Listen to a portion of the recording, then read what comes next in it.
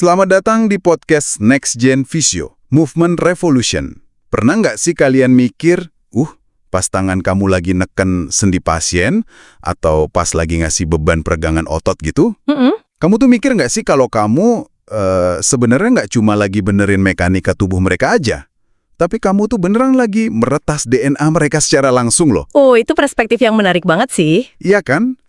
Buat kalian teman-teman mahasiswa profesi fisioterapi di Indonesia yang lagi dengerin obrolan mendalam kita hari ini, anggap aja kita lagi duduk bareng nih. Bener, santai aja kayak lagi ngopi sambil ngobrolin isi kepala kita. Nah, hari ini tuh kita mau bongkar satu keresahan yang klasik banget ya.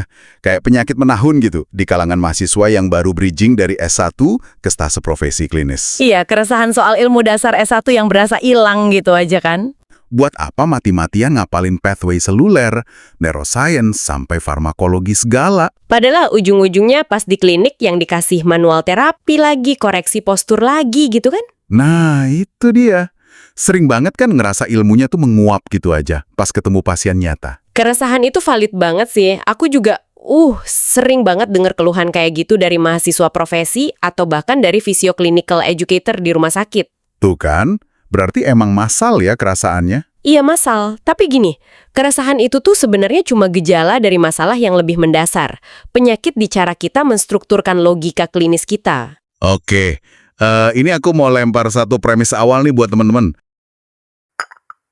Kalau kalian yang lagi dengerin, ngerasa ilmu S1 kalian menguap dan nggak ada korelasinya sama praktik di rumah sakit, jujur aja nih. Kenapa tuh? Yang salah tuh bukan kurikulumnya. Yang bermasalah dan harus dikalibrasi ulang tuh mesin berpikir kalian.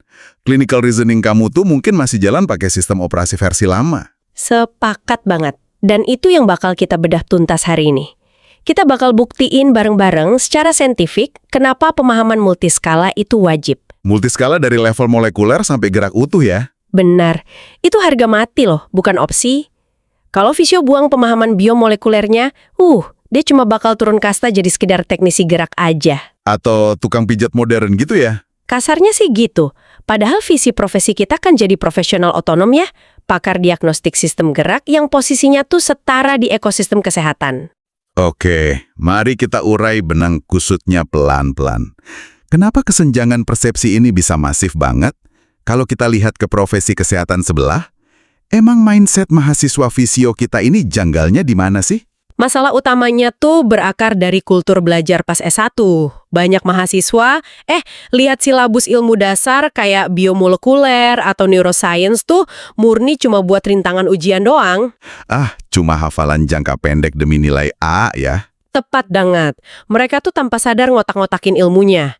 Biomolekuler ditaruh di kotak A, biomekanik kotak B, nanti klinis kotak C. Padahal nggak gitu cara kerjanya ya? Sama sekali nggak. Ilmu dasar medis itu nggak didesain buat dihafal terus dilupain. Dia tuh sistem operasi yang harusnya terus jalan di latar belakang otak kita tiap kali kita asesmen pasien. Masuk akal sih. Biar makin kebayang buat teman-teman mahasiswa, kita coba analogin pakai profesi medis lain deh. Bayangin ada dokter spesialis penyakit dalam di Poli nih. Oke. Pas beliau ngeresepin obat anti nyeri NSAID ke pasien, emangnya dokter itu bakal ngomong keras-keras kayak, "Bapak, saya kasih tablet ini supaya terjadi inhibisi enzim COX-2 di seluler Bapak ya?" Ya nggak mungkin dong, pasiennya malah bingung nanti. Nah, kan nggak mungkin. Tapi apakah ilmu biokimia dan farmakokinetik dokter itu nggak kepake? Ya kepake banget. Ilmu itu yang nyala di kepalanya pas mutusin dosisnya. Bener banget. Terus apoteker, mereka kan juga nggak ngejelasin waktu paru obat ke pasien di loket, tapi otak mereka tuh otomatis nyortir interaksi obat di level enzim hati. Terus kalau fisio gimana dong? Polanya tuh harusnya persis kayak gitu. Ini alasan fundamental kenapa regulasi kita mewajibkan gelar sarjana sebelum boleh megang pasien di profesi. Berarti sains itu alat berpikirnya ya? Iya dong, fisioterapi kan ilmu kesehatan sains, bukan cuma keterampilan teknis. Pas fisio di rumah sakit, mutusin, repetisi latihannya segini buat pasien ligamen. Atau pas merediksi ini jaringan lagi di fase proliferasi atau remodeling, ilmu biologi selulernya kan lagi kerja keras di otaknya. Tapi kan kita nggak mungkin ngomong, mari kita stimulasi sel fibroblast Anda hari ini ya Pak? Iya persis, tapi setiap keputusan klinis soal dosis beban atau tarikannya itu murni bertumpu di biologi penyembuhan jaringan. Ilmu dasar tuh alat ukur kita. Tunggu dulu. Kalau dari tadi kita sepakat ilmu S1 itu alat berpikir, nah Objek utama yang lagi kita analisis pakai alat itu tuh apa sebenarnya? Objek utamanya ya Human Movement System. Tapi kan dari zaman dulu identitas fisio tuh ya biomekanika, anatomi tuas, kinesiologi, range of motion. Kalau aku udah ngerti banget soal vektor gaya sama kinematika sendi, ngapain harus repot ngezoom in sampai level sel? Nah, ini jebakan yang kena banget di banyak mahasiswa. Jawabannya gini, mekanika gerak aja tuh nggak bakal pernah cukup. Loh, kenapa gitu? Bukannya pasien datang emang masalahnya di mekanik? Karena mekanika itu cuma input. Dia tuh peristiwa yang kelihatan di permukaan aja. Objek kajian kita tuh jauh lebih besar dari sekedar otot narik tulang. Oh, maksudnya sistem gerak manusia yang versi lengkapnya ya? Bener, kalau merujuk definisinya APETA, movement system itu bukan cuma rangka dan daging, tapi integrasi saraf, kardiovaskuler, endokrin yang interaksinya dari level molekuler sampai ke gerak utuh. Paham. Tapi, ada contoh klinisnya nggak biar jelas kenapa berhenti di biomekanika doang tuh bahaya banget? Gampang, ambil kasus tendinopati Achilles deh, tapi pasiennya punya riwayat diabetes yang nggak terkontrol. Oke, diabetes ya. Terus? Kalau fisio cuma pakai mesin biomekanika jadul, dia periksa ankle-nya terus mikir, oh tendonnya kaku, otot betis pendek. Solusinya tarik kenceng-kenceng aja sama kasih beban eksentrik. Iya sih, logika biomekanik dasar memang gitu kan. Kaku ya ditarik. Tapi apa yang terjadi? Tendonnya malah bisa robek atau nyerinya makin parah drastis loh. Wait, kenapa bisa gitu? Bukannya secara mekanik tendon kaku emang harus diregangin? Nah, di sini ilmu sistem endokrin sama biologi seluler, kamu nyelamatin nyawa. Pasien diabetes itu gulanya tinggi, jadi ada ikatan silang abnormal di kolagennya. Oh, yang namanya AGS itu bukan sih? Advanced Glycation End Products? Tepat banget. Kolagen yang kena AGS ini secara biologis jadi kaku banget, rapuh, dan sel tendonnya tuh kehilangan kemampuan buat nyembuhin diri sendiri. Astaga, berarti kekakuan yang kerasa di tangan kita tuh bukan kaku karena kurang gerak biasa ya? Bukan, itu kaku patologis karena keracunan gula di level sel. Kalau kamu hajar pakai tarikan yang sama kayak atlet sehat, sel mereka tuh nggak bakal bisa benerin microtears yang kamu bikin. Gila sih.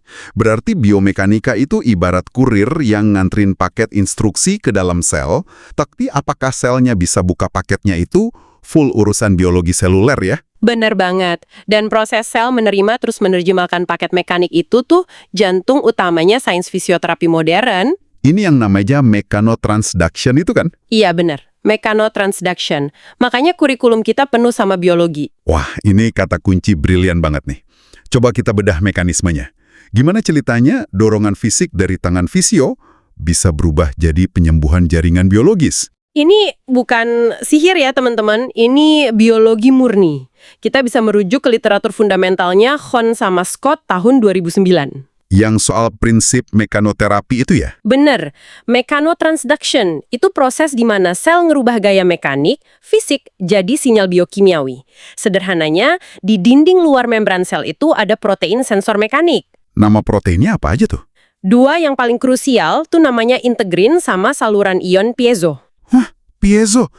Ini waktu S1 sering banget denger. Tapi jujur, aku dulu cuma ngafalin buat ujian histologi doang.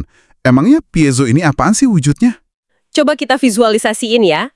Bayangin piezo itu kayak pintu air mikroskopis di permukaan sel yang punya tali pemicu fisik. Dia tuh nggak ngerespon hormon loh. Berarti dia cuma ngerespon tarikan fisik aja dong? Iya, persis. Pas tangan fisio ngasih regangan mekanis, membran selnya kan ikut ketarik. Nah, tarikan ini secara harfiah bakal nyentak pintu piezo itu sampai kebuka lebar. Oh, wow. Jadi tangannya kita yang secara fisik narik pintu sel itu? Bener. Dan pas kebuka, ion kalsium dari luar sel bakal banjir masuk ke dalam sel. Banjir kalsium ini yang akhirnya nyalain alarm kehidupan di dalam selnya. Gila, keren banget. Terus habis alarmnya nyala, selnya gimana tahu kalau dia harus bikin jaringan baru? Disinilah pathway seluler kayak YAP sama TAS yang sering bikin pusing pas S1 itu mulai main. YAP dan TAS ini kan protein ya? Iya, protein kurir. Pas sel ditarik dan ion masuk, mereka bakal gerak nembus inti sel, masuk ke nukleus, nyamperin DNA. Terus ngomong ke DNA-nya gitu? Iya, seolah-olah ngasih perintah. Hey DNA, kita baru nerima beban mekanik nih. Buruan mulai transkripsi gen buat nyetak kolagen tipe 1 yang baru. Sintesis protein pun terjadi? Wah, kalau dibayangin kayak gini indah banget ya. Berarti mechanotransduction ini aslinya sistem Google Translate di dalam tubuh kita dong. Analogi yang asik banget tuh. Coba jelasin korelasinya gimana tuh menurut kamu? Ini, sel tendon kan nggak punya telinga ya. Kalau ada pasien cedera ankle, aku nggak bisa ngomong ke ligamennya. Ligamen cepet rapat lagi dong. Hahaha, iya bener, ligamennya dicuekin ntar.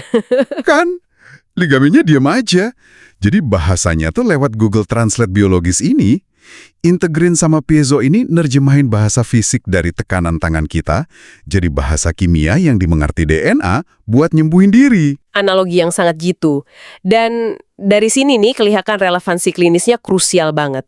Makanya mahasiswa fisio wajib paham fase penyembuhan jaringan. Karena kalau nggak paham, bahasa fisiknya bisa salah terjemahan ya. Bener banget, kalau ada pasien cedera hamstring masih fase inflamasi akut yang selnya penuh makrofag tipe 1, terus kamu agresif ngasih tarikan berat, Berarti itu bukan merangsang YAP sama TAZ buat bikin kolagen dong. sama sekali bukan. Sinyal mekaniknya malah memicu gen produksi sitokin proinflamasi makin banyak. Alih-alih nyembuhin, kamu ngerusak jaringan di level seluler. Paham. Jadi kalau ada yang skeptis bilang ilmu seluler nggak kepake nanganin frozen shoulder, itu karena dia cuma ngeliat tangannya naik turunin lengan aja. Bener, dia buta fakta kalau dia tuh sebenarnya arsitek genetik yang lagi manipulasi DNA pasien lewat mechanical loading. Wah, kalau tiap visio nyadar ini sih, kepercayaan diri kita pasti melesat drastis ya pas ngobrol sama tenaga medis lain. Tepat banget. Pemahaman molekuler yang solid ini tuh kunci buat ngerebut otonomi profesi kita di mata medis global. Karena selama kita cuma hafal origo insertio doang, kita gampang diremehin ya. Pasti. Kita bakal terus didikte. Mari kita tarik ini ke ekosistem kesehatan deh. Gimana ilmu sedalam ini bisa ngubah posisi tawar kita pas kolaborasi? Misal sama spesialis ortopedi atau saraf. Kita harus pakai paradigmanya Shirley Saharmani. Beliau negasin profesi kita tuh harus berevolusi dari sekedar terapis pesuruh jadi doctors of the movement system. Pakar diagnostik sistem gerak ya? Betul, otonomi itu ilusi kalau kita nggak ngomong pakai bahasa sains yang serumpun sama dokter. Masa mereka bahas patologi seluler, kita debatnya pakai istilah awam. Ya benar, kalau bahasanya udah sama, kolaborasi tuh nggak akan hierarkis lagi, tapi sinergi dua keahlian. Sepakat. Kayak di bidang regenerative rehabilitation itu loh, fisio dan dokter tuh berdiri di panggung biologi seluler yang sama, cuma beda senjatanya aja. Senjata doker pakai farmakologis sama pisau bedah ya? Iya, sedangkan kita memanipulasi sel pakai mekanoterapi tadi. Sama-sama saintis terapan. Wah mantep. Terus, ini kan baru bahas jaringan tepi kayak otot sama tendon. Gimana sama neuroscience pas S1? Apalagi buat kasus nyeri kronis yang sering banget kita temuin. Nah, ini jembatan emas yang kedua. Functional neuroplasticity. Di luar perifer, otak dan saraf kan ngatur segalanya. Coba ingat literatur neuroscience nyerinya Nige. Oh, yang soal 3 fenotipe nyeri itu ya? Iya, mutlak banget fisio harus paham nyeri nosiseptif, nyeri neuropatik, sama yang paling menjebak, nyeri nosiplastik. Boleh tolong segerin ingatan teman-teman mahasiswa nggak soal 3 ini dan contoh simpelnya? Oke, nosiseptif itu nyeri lugu lah ya, kayak terkilir, ligamen robek. Nyeri neuropatik itu kalau kabel sarafnya yang luka, misal saraf kejepit. Nah, yang nosiplastik ini yang bikin repot kan? Iya, nosiplastik itu malah petaka. Kalau fisio nggak paham, ini nyeri karena sensitisasi sistem saraf pusat. Sensitisasi sentral. Ini kayak sistem alarm pendeteksi asap di rumah yang rusak kan analoginya? Analogi yang sempurna. Bayangin rumah kamu pernah kebakaran kecil di dapur. Dapur ini sendi lutut yang cedera. Tubuh nyalain alarm biar kamu waspada. Terus pas apinya udah padam dan dapurnya sembuh secara mekanis. Masalahnya mesin alarm di atap rumahmu, alias otak dan amigdala kamu, itu ngalamin kerusakan software. Dia jadi terlalu sensitif. Jadi biarpun nggak ada api, ada asap rokok dikit aja alarmnya bunyi kenceng. Persis. Pasien ngerasa nyeri yang luar biasa sakit, padahal lututnya secara mekanis udah aman banget. Otaknya yang terus ngerajut persepsi nyeri itu sendiri. Wah, ini bahaya banget buat fisio yang malas belajar patofisiologi nih. Mati-matian cari apinya di dapur tadi kan.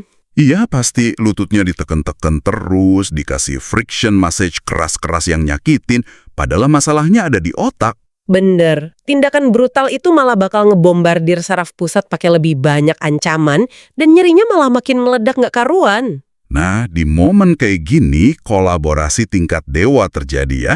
Kalau fisio ngerti nosiplastik, dia bakal datang ke spesialis saraf. Iya, dia bakal ngomong, "Dok, ini dominan nosiplastik dengan sensitisasi sentral. Intervensi lutut doang nggak cukup, saya butuh dokter resepin neuromodulator buat menanganin saraf pusatnya. Terus bagian visionya ngapain? Saya masuk pakai Pain Neuroscience Education sama Graded Exposure Exercise. Wait, coba jelasin secara biologis. Graded exposure ini bisa benerin alarm otak yang rusak itu gimana ceritanya? Pas kita kasih beban gerakan bertahap yang aman, pasien mulai gerak tanpa rasa takut kan? Gerakan aman ini ngirim sinyal sensoris ke sistem limbik di otak. Semacam ngasih tahu otak kalau ini tuh nggak bahaya ya? Benar, secara perlahan ini meregulasi ulang neuroplasticity di korteks somatosensorik. Kita nurunin level ancamannya lewat modifikasi perilaku dan gerak. Keren abis. Dokter intervensi molekul obat, visio modifikasi peta sensori motor di otak. Bayangin deh respeknya dokter kalau clinical reasoning kalian sedalam ini. Makanya, ngafalin P2 Neuroscience sama patologi pas S1 tuh bukan ritual penyiksaan. Itu tuh ngasih kamu kosakata buat ngobrol sejajar sama spesialis di ruang diskusi. Masuk akal banget. Oke, mari kita simpulkan beda literatur yang super padat hari ini. Buat kalian para mahasiswa profesi yang lagi dengerin, poinnya udah jernih banget ya. Ilmu biomolekuler, farmakologi, sama neuroscience itu bukan sejarah yang bisa kalian kubur pasca wisuda. Itu syarat mutlak biar kalian bisa jadi pakar sistem gerak sejati. Betul. Pemahaman S1 tuh bahan bakar utama mesin reasoning kalian. Kalau ngerasa nggak kepake, ya berarti mesin berpikirnya lagi mandek di level teknisi dan wajib dikalibrasi ulang. Pesan utamaku gini, jangan cepat puas cuma ngelihat rentang gerak dari luar aja, bangun kebiasaan mental yang baru. Kebiasaan mental yang nanya sinyal biokimia apa yang dikirim gitu ya. Iya, tiap kali megang pasien, tanyain ke diri kamu dosis bebanku ini udah selaras belum sama fase biologisnya. Kalau udah sedalam itu, kamu lagi merestorasi arsitektur genetik mereka. Ini saatnya kita bergerak teman-teman. Tantangan buat kalian nih. Jadiin topik mechanotransduction ini bahan diskusi minggu ini ya. Bawa ke tongkrongan kampus, ajak ngobrol clinical educator. Bener, tes nalar klinis kalian langsung. Jangan lupa tulis di kolom komentar ya kalau ada pertanyaan lanjutan, ceritain pengalaman aha moment kalian, like obrolan kita ini, dan wajib banget share ke grup angkatan kalian biar makin banyak yang tergugah. Terakhir nih, aku mau lempar satu pemikiran spekulatif yang mungkin bikin otak kalian mikir keras malam ini. Wah, apaan tuh? Kita kan sepakat dosis mekanik kita bisa ngubah ekspresi gen buat nyembuhin jaringan lewat mechanotransduction. Nah, coba proyeksikan ke depan. Oke. Mengingat teknologi genomik makin masif, mungkinkah 20 tahun lagi Visio nggak pakai protokol standar pukul rata lagi? Mungkinkah nanti kamu harus baca urutan DNA spesifik tiap pasien cuma buat nentuin tarikan maksimal yang sesuai mutasi genetik mereka? Astaga, fisioterapi berbasis presisi genomik ya? Bayanginnya aja merinding sih, tapi sains kan cepet banget majunya. Jadi itu bukan fiksi lagi ya, tapi keniscayaan. Bener banget. Teruslah membaca teman-teman, tajemin nalar klinis kalian, dan nikmati proses panjang di stase profesi ini. Sampai jumpa di obrolan mendalam kita berikutnya. Next Gen Visio, Movement Revolution.